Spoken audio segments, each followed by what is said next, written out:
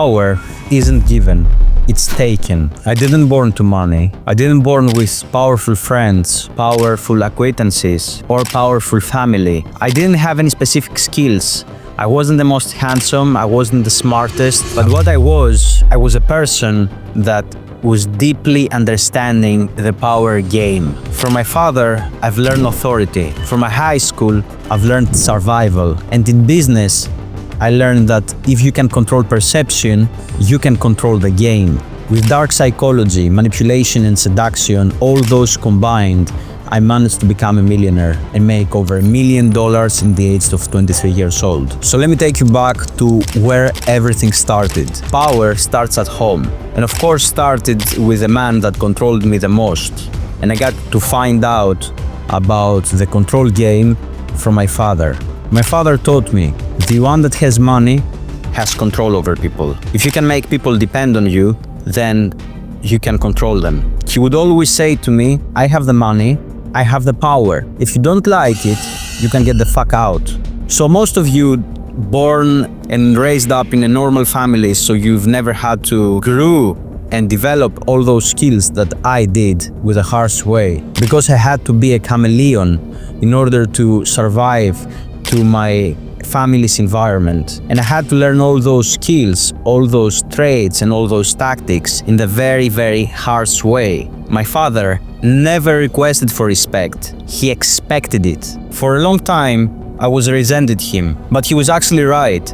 The one who controls the value exchange is the one in charge, the one that has power over people and over situations. Then came high school, where I had to get introduced to a different game of power. High school was the place that I got to find out about the social hierarchy. People will not follow the ones that they are smartest or kindest ones.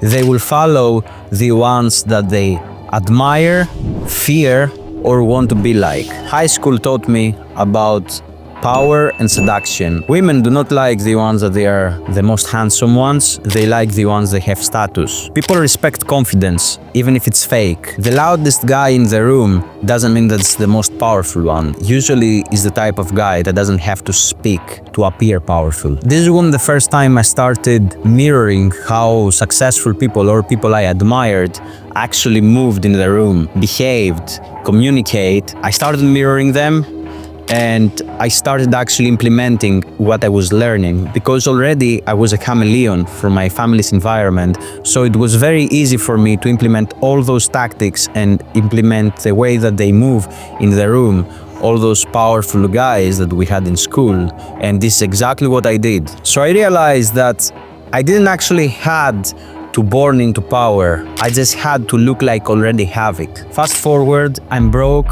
but I'm very ambitious and I would do whatever it takes to go where I want to be. And I wanted to be powerful, influential, have women, have people obey my commands, and wanted to be the man. And this is exactly what I did. I implemented all those tactics I've got to learn from my childhood, from high school, from my father, from all those powerful guys, the famous guys, the dangerous guys we had in school.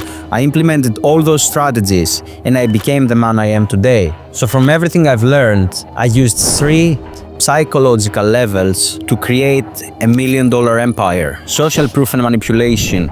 People do not trust on what you say, but what other people have to say about you. So I created an illusion of demand on my agency. So when a model would come to me, I wouldn't say that I make this amount of money or I make $100,000 per month. I would say that this model makes this amount of money, and she would have to text this model, and this model will communicate with her and will talk to her, but I was behind this. So they would talk to this model, and this model that it was me behind would say how much money she was making by working with me, and in this way the model would come immediately back to me and would be, okay, give me the papers, I signed. So this is how I signed my very first models. Scarcity and exclusivity.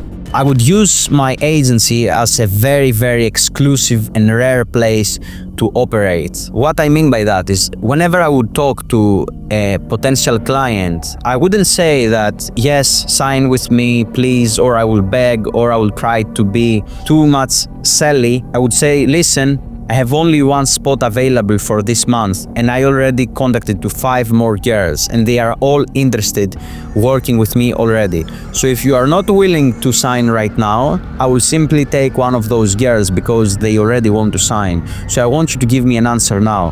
And in this way, I was bringing scarcity and she would be like, oh, okay, yeah, I'll sign. So I was securing the lead. I was securing the new client by using manipulation and this urge and scarcity and demand and exclusivity that my agency was providing. But in the reality, it was me behind, selling her the dream and letting her buy into it. Psychological framing.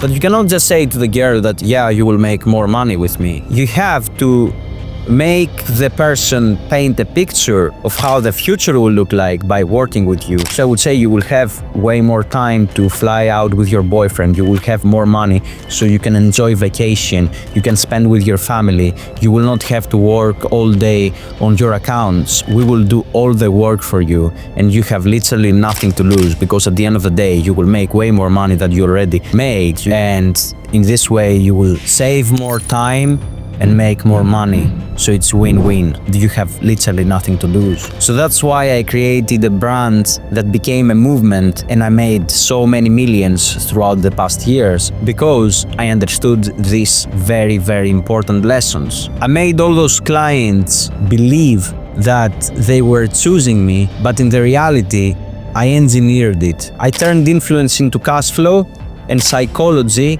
into profit. The reality is that business is not logical, it's extremely emotional, and if you can make people feel in a certain way or dream about something, they can sell the dream to themselves. You don't have to make any say. So if you make them believe at something and feel in a certain way, certain emotions, they will do anything you want. They will buy your product, they will listen to your commands, they will do all your favors. People will do everything in order to feel in certain ways. Seduction taught me that people crave and want what pulls away. So the more you go, the more you attract something. The more fulfilled you are as a person, the more others want to get from you. They want to get a part of your life, of yourself.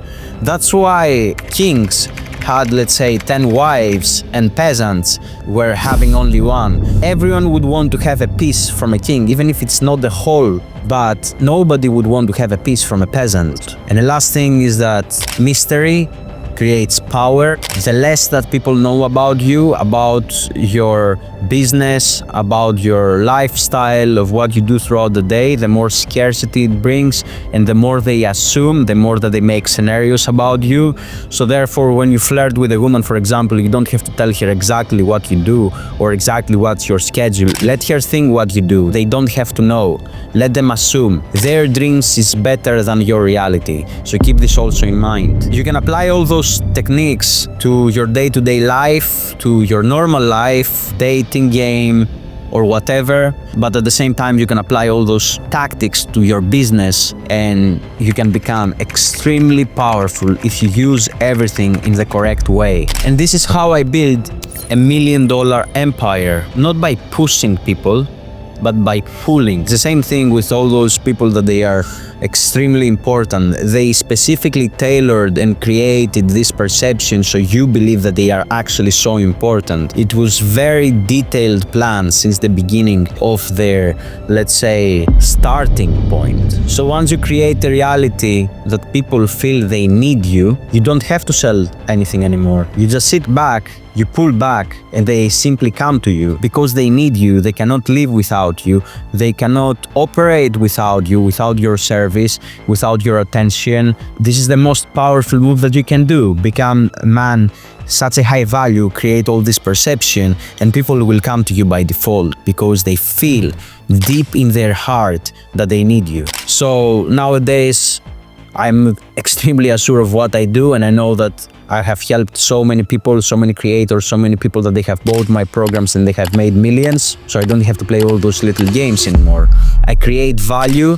So instead of manipulation, I use perception based on value. Instead of fake social proof, I actually have clients, models, people that have joined my programs that they actually make a lot of money and they are real testimonials. One of the best choices in my life. The value that you received inside the group was insane. After I joined your program, I tripled my money, something like this. It's very beginner friendly. I doubled my profits in only 2 months. And actually people getting benefited and I have impact to other people's lives. Instead of fake social proof, I use actually trust and authority, and you should do the same. But I understand when you are in the beginning that you have to test out and you have to fake your way to success. I don't disagree with this. The game doesn't have any rules. You are absolutely alone and you need to do anything to survive. And instead of making people feel that they need me, they actually need me because I have built ecosystems that people are getting so much benefited out of me by getting involved into my ecosystems, either it's programs or my agency. And the goal was never to make money for itself. It was more of having power, being admired and be respected without having to force it. So use the 3 pillars of long-term power and success. Become the category king. You don't have to try to hit in too many categories and try to become king of the world. You can just become king in your village. And by becoming king in your village, you are going very narrow down, so there is less competition. So you do not have many people to compete with your industry, and you can master and you become a master in a certain industry. And then you can go broader when your skills are getting more developed, when you develop as a person, when you evolve. This is how everything started with everyone. For example, Donald Trump didn't start by being a president of the United States. He started from being a real estate guy in New York, from, okay, rich father, whatever. I know what trending is better than anybody in the world. I've been trending my whole life. From the day I was born, I've been trending. And then he slowly developed from New York to go like more broadly in the USA, and finally now is one of the biggest rulers of the world. Social proof and status. People do not buy business, they buy characters.